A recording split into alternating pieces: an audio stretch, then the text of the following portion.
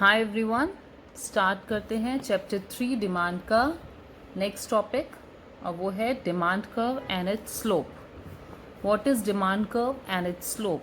It number one, it is a graphical representation of a demand schedule. Demand schedule क्या होता है?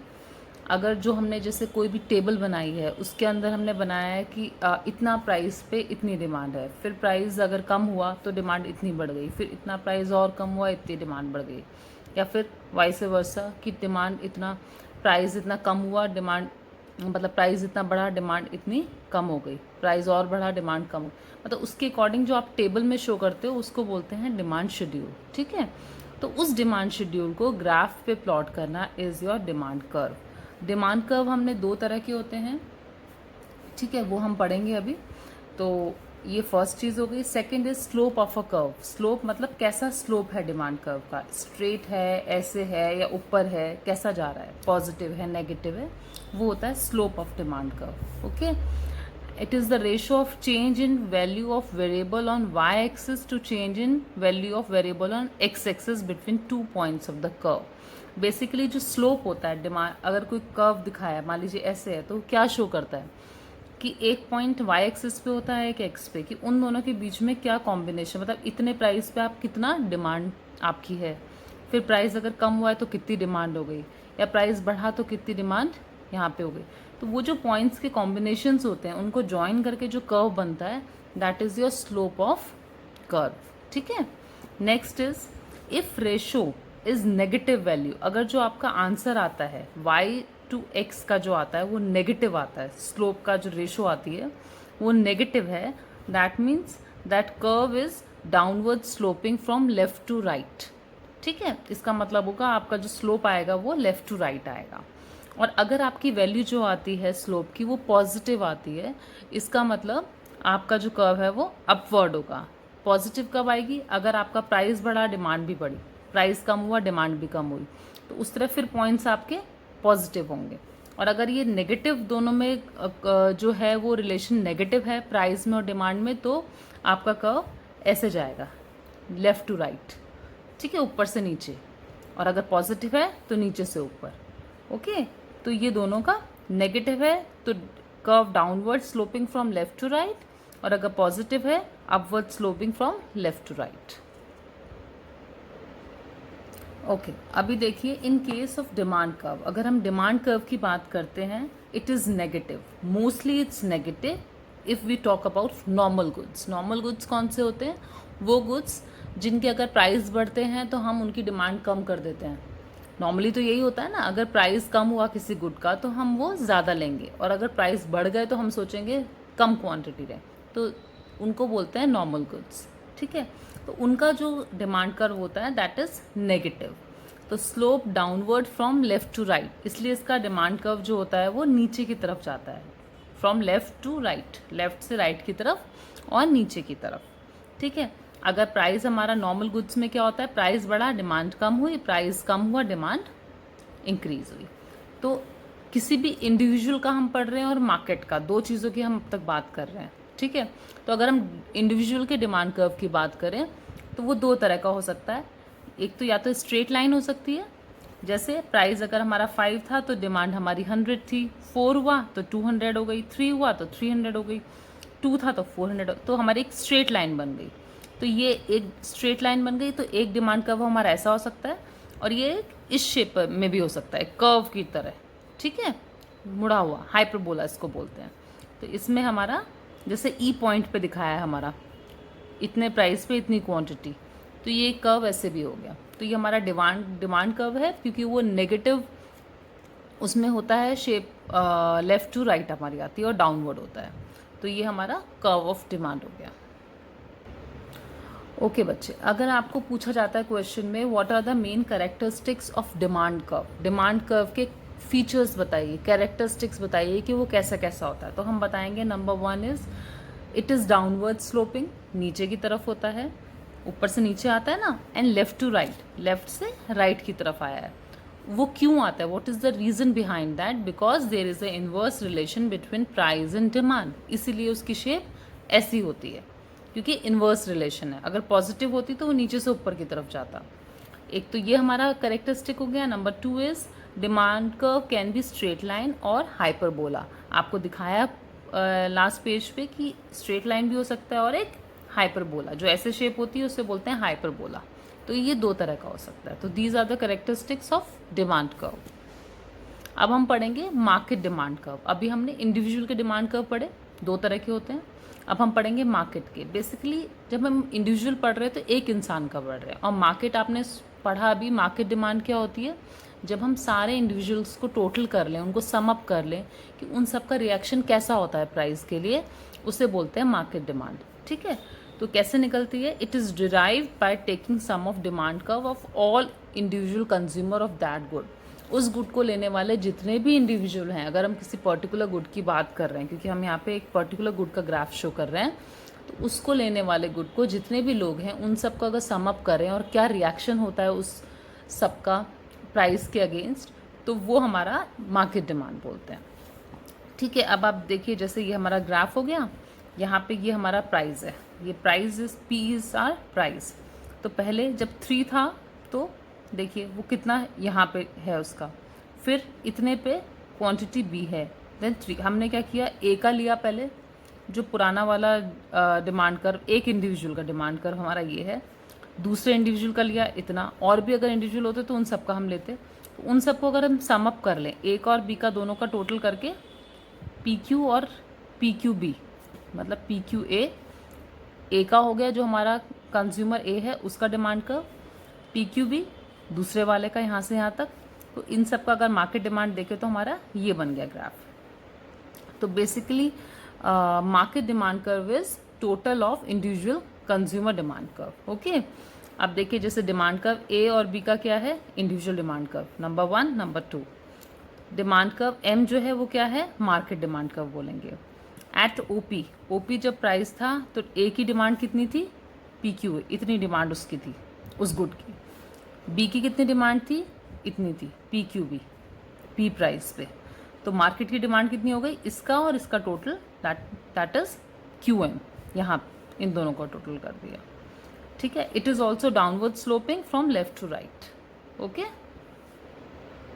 तो ये हमारा मार्केट डिमांड कर्व हो गया। अभी इंडिविजुअल का और मार्केट डिमांड कर्व दोनों हमने पढ़ा है। अच्छा, अब हम बहुत ही इंपॉर्टेंट टॉपिक पढ़ेंगे, movement along demand curve and shift of demand curve. अभी तक डिमांड कर्व पढ़ा हमने, इंडिविजुअल का और मार्केट का। अब हम पढ़ेंगे उसमें मूवमेंट, यानी कि उसमें कुछ चेंजेस। अब वो चेंजेस दो तरह के होते हैं, तो वो दो तरह के चेंजेस हम पढ़ने वाले हैं। पहला जो चेंज होता है वो होता है अलोंग द डिमांड कर्व, मतलब डिमांड कर्व के साथ साथ जो चेंज हो रहा है ऊपर नीचे, उसको, उसमें कुछ शिफ्ट नहीं हो रहा है आगे पीछे, उसमें सिर्फ उसी में ऊपर नीचे चेंज हो रहा है। तो पहला चेंज हमने ये पढ़ेंगे। तो this is movement along the demand curve, जिसको चेंज इन क्वांटिटी डिमांडेड भी बोला जाता है। मूवमेंट अलोंग डिमांड कर्व को क्या बोलते हैं, और चेंज इन क्वांटिटी डिमांडेड, कि मतलब आपकी डिमांड की क्वांटिटी भी चेंज हो रही है, उसको बोला जाता है। अच्छा, जब आपकी डिमांड बढ़ी due to decrease in price, price कम होने की वजह से आपकी डिमांड बढ़ती है, ये आपको पता है। तो वो जो डिमांड बढ़ती है प्राइस कम होने की वजह से, उसको बोलते हैं extension of demand. What is the meaning of extension? Extension means बढ़ना किसी चीज़ का। ठीक है, तो डिमांड आपकी अगर इतनी है तो वो आगे बढ़ के अगर आपकी आगे हो जाए या बढ़ जाए, पहले आप ओ क्यू ले रहे थे और ओ क्यू 1 लेने लग जाएँ, क्वान्टिटी बढ़ा लें, तो वो आपकी एक्सटेंशन हो गई। ठीक है, इधर की तरफ। और अगर आपके प्राइस बढ़ गए, उसकी वजह से डिमांड आपकी कम हो गई, तो उसे बोलेंगे कॉन्ट्रैक्शन ऑफ डिमांड। कॉन्ट्रैक्शन मतलब कम होना, एक्सपेंशन मतलब बढ़ना। एक्सटेंशन इज बढ़ना, कॉन्ट्रैक्शन इज कम होना, तो इसे बोला जाएगा कॉन्ट्रैक्शन। तो एट ओपी प्राइस पे हमारी डिमांड कितनी है, पी क्यू, इतनी डिमांड है। ठीक है, ये वाली। अब हमारा प्राइस जो है वो कम हो गया, OP1 हो गया, तो नेचुरल है प्राइस कम हुआ तो हम अपनी डिमांड बढ़ लेंगे, तो ये बन जाएगी P1 Q1, हमारी बढ़ गई। OQ1 यहाँ से OQ1, इतनी डिमांड हमने बढ़ा दी। ठीक है, अब अगर प्राइस हमारे बढ़ गए तो हमारी देखिए डिमांड, अगर प्राइस कम हुए तो डिमांड बढ़ गई, यानी कि इधर की तरफ आ गई। पहले Q तक थी, अब Q1 हो गई मेरी डिमांड। ठीक है, OQ1 हो गई, बढ़ी नहीं बढ़ी, इस साइड आ गया ग्राफ। और अगर मेरे प्राइस बढ़ गए, OP2 हो गया, तो मेरी डिमांड जो है वो पहले OQ से Q2 तक पहुंच गई, कम हो गई, तो ये इधर चली गई, तो एरो मेरा इसका पीछे की तरफ हो गया, ठीक है, ये यहाँ पे हो गया, क्लियर। तो but consumer remain on same demand curve, लेकिन ये कहीं शिफ्ट नहीं हुआ, हमारा जो कंज्यूमर था इस डिमांड कर्व में आगे पीछे शिफ्ट नहीं हुआ, he will remain on the same demand curve, बस ऊपर नीचे होता रहेगा, कॉन्ट्रैक्शन होता रहेगा उसमें, यानी कॉन्ट्रैक्शन मतलब पीछे, एक्सटेंशन मतलब आगे बढ़ता रहा, लेकिन शिफ्ट नहीं हुआ। So this called the movement along demand curve, इसलिए यहाँ पे एक वर्ड आता है along, movement along demand curve. अच्छा, अभी तो हमने पढ़ा मूवमेंट अलॉन्ग डिमांड कर्व, जिसमें हम प्राइस को लेके चल रहे थे, और हमने ये माना था कि बाकी सारे जो फैक्टर्स हैं, चाहे टेस्ट है, चाहे इनकम है, चाहे प्राइस ऑफ रिलेटेड गुड्स है, वो सब कांस्टेंट है, उनमें हमने कोई चेंज नहीं माना। इस बार हम क्या मान के चल रहे हैं कि हमारी जो फैक्टर्स हैं उनमें चेंज हो रहा है, प्राइस को हम नहीं लेके चल रहे, ठीक है। तो फैक्टर्स में से भी हमने क्या किया, हमने इनकम को फैक्टर को ले लिया। तो आपने क्या किया, इनकम को ले लिया कि इनकम हमारी बढ़ रही है या कम हो रही है, उसके हिसाब से डिमांड कर्व पे क्या फ़र्क पड़ता है, और बाकी जो प्राइस है उसको हमने इस बार नहीं लिया है। तो डिमांड शेड्यूल जो होता है बेसिकली अजम्पशन पे होता है कि प्राइस चेंज हो रहे हैं और फैक्टर्स में चेंज नहीं है, लेकिन अगर इस बार हम इन फैक्टर्स में चेंजेस करें, if one of these factor like income changes while price remain constant this time, ठीक है, तो क्या होगा, आप तो पता ही है, इनकम अगर बढ़ेगी तो हम लोग ज़्यादा खरीदेंगे, इनकम कम हुई तो हम कम खरीदेंगे कोई भी चीज़। तो इनकम बढ़ी, डिमांड बढ़ गई, इनकम कम हुई, डिमांड कम हो गई, तो इसको बोलते हैं such change in demand term as change in demand, ठीक है। क्या बोलते हैं इसको, कि डिमांड ही चेंज हो गई, क्वांटिटी डिमांडेड नहीं, पुराने वाले में था चेंज इन क्वांटिटी डिमांडेड, इस बार हमने इसको बोला है change in demand, demand change हुई। तो ग्राफिकली जैसे पहले मूवमेंट अलॉन्ग डिमांड कर्व था, इस बार ग्राफ में क्या होगा, शिफ्ट इन डिमांड कर्व हो जाएगा। मतलब ये जो हमारा डिमांड कर्व पुराना वाला है सबसे मेन, ये आगे और पीछे हुआ, अलॉन्ग नहीं हुआ, उसी पे चेंज नहीं आया, ये आगे हो गया और ये पीछे हो गया, ठीक है। तो इसमें जो हम टर्म यूज़ करते हैं, पहले हम एक्सटेंशन और कॉन्ट्रैक्शन यूज़ कर रहे थे, इस बार हम इंक्रीज़ और डिक्रीज़ वर्ड यूज़ करेंगे। जैसे अगर मेरी इनकम बढ़ी, मान लीजिए, ठीक है, अब ये प्राइस था ओपी प्राइस था, तो मेरी इनकम अगर बढ़ी तो मैं क्या करूँगी, मेरी डिमांड भी बढ़ जाएगी, अब मैं ज़्यादा लूँगी उसी प्राइस पे, जो चीज़ मैं PQ ले रही थी, इतना ले रही थी, अब मैं PQ1 ले रही हूँ, वो चीज़ मैंने अपनी डिमांड बढ़ा दी इनकम बढ़ने से, तो ये मेरा इंक्रीज इन डिमांड हो गया, and my demand curve will shift to right side. अब अगर मेरी इनकम कम हो गई तो मेरी डिमांड भी कम हो जाएगी, it will shift to PQ2, and that means demand curve will shift to left side, demand curve is decreasing, so demand curve will shift to left side। तो ये वाला डिमांड कर्व हो गया, इंक्रीज हुई थी तो ये वाला हो गया था, और जो मेन था सबसे पहले वो ये था। Is it clear? ये जो सारी बातें हैं ये नॉर्मल गुड्स की हो रही हैं, ठीक है। अब अगर हम बात करें इन्फीरियर गुड्स, मतलब थोड़ा सा लो क्वालिटी वाले गुड्स, तो उसमें क्या होता है, अपोजिट केस होता है कि जैसे अगर आपने कोई क्वालिटी, जैसे मैंने पहले भी बताया था, राइस अगर हम थोड़ा सा बेकार क्वालिटी का ले रहे हैं, तो अगर आपकी इनकम बढ़ेगी तो आप उसको कम कर दोगे, आप बेटर क्वालिटी लेना शुरू कर दोगे, तो उसमें आपका रिलेशन जो है वो ये वाला नहीं रहेगा, आपका चेंज हो जाएगा, आपका डिमांड ऐसे नहीं रहेगी फिर वो, ठीक है। अपोजिट हैपन्स, आप उसकी डिमांड कम कर दोगे अगर आपकी इनकम बढ़ेगी, और इनकम कम हुई तो आप उसकी डिमांड बढ़ा दोगे इन्फीरियर गुड की, है ना। तो इन case of inferior good opposite happens, उल्टा हो जाता है। अच्छा, अभी हम सिचुएशंस देख लेते हैं, किस किस सिचुएशन में डिमांड कर्व हमारा शिफ्ट होता है राइट साइड, और किस किस में डिमांड कर्व हमारा शिफ्ट होता है लेफ्ट साइड, ओके। तो जैसे इंक्रीज इन डिमांड कब कब होती है शिफ्ट, जिसमें हमारा राइट साइड होता है, जब हमारा there is a rise in price of substitute, ये केसेस हैं जिनमें हमारा डिमांड कर्व बढ़ेगा। तो अगर हमारे सब्स्टिट्यूट जो है उसके प्राइस अगर बढ़ गए, ठीक है, तो क्या होगा, सब्स्टिट्यूट के अगर प्राइस बढ़े तो आप, जैसे अगर टी और कॉफ़ी है और अगर दोनों सब्स्टिट्यूट हैं, अगर कॉफ़ी का प्राइस बढ़ा, अगर हम टी को मेन गुड लेके चल रहे हैं तो टी के प्राइस में कुछ फ़र्क नहीं पड़ा, लेकिन कॉफ़ी का बढ़ गया, तो अब नेचुरल क्या होगा, आप कॉफ़ी कम कर दोगे, अपनी टी को बढ़ा लोगे, तो इसका मतलब उसकी डिमांड इंक्रीज़ हो गई टी की, है ना। तो ये rise in price of substitute की वजह से आपकी डिमांड में इंक्रीज़ आया। Next, fall in price of complementary, ठीक है। Fall in price of complementary क्या होता है कि अगर जो कॉम्प्लीमेंट्री गुड है ठीक है, उसके प्राइस में कुछ कम हो गया, क्या होगा, उसका प्राइस कम हो गया। मान लीजिए आपका मिल्क सस्ता हो गया, टी में तो मिल्क डलता है, वो सस्ता हो गया, फिर आप क्या करोगे, आप अपना ज़्यादा चाय बोलोगे, चल यार 1 कप और चाय बना लेते हैं, 1 कप और बनाते हैं, बच्चों को ज़्यादा दूध दे देते हैं, मतलब चाय ज़्यादा बना लेते हैं। तो उससे क्या होगा, आपकी टी की डिमांड बढ़ गई है। ठीक है, आप ज़्यादा मिल्क, अगर सस्ता हो गया तो ज़्यादा मिल्क लेंगे, ज़्यादा टी कंज्यूम कर सकते हैं। तो इस तरह उसकी डिमांड फिर से इंक्रीज साइड पे हो गई, राइट साइड में, ठीक है, शिफ्ट हुआ है। आपकी इनकम बढ़ी है, तब भी आपका क्या कहते हैं, अगर नॉर्मल गुड है तो आपकी डिमांड बढ़ेगी।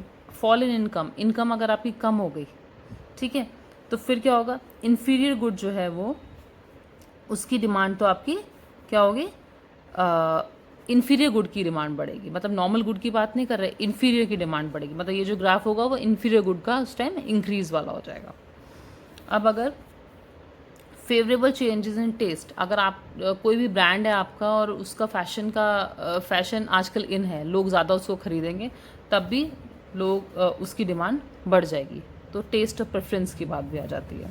और अगर लोगों को लगता है, next point is expectation of increase in price in future, कि फ्यूचर में किसी चीज़ के प्राइस बढ़ने वाले, लाइक पेट्रोल की हम बात करते हैं कि it's going to rise in future, तो लोग पेट्रोल शुरू में जल्दी भरवा लेंगे तो डिमांड बढ़ेगी उसकी, तो वो भी आपका राइट साइड में शिफ्ट कर देगा डिमांड कर्व को। अब इन सब चीज़ों का ऑपोजिट जो है वो डिमांड को कम करता है।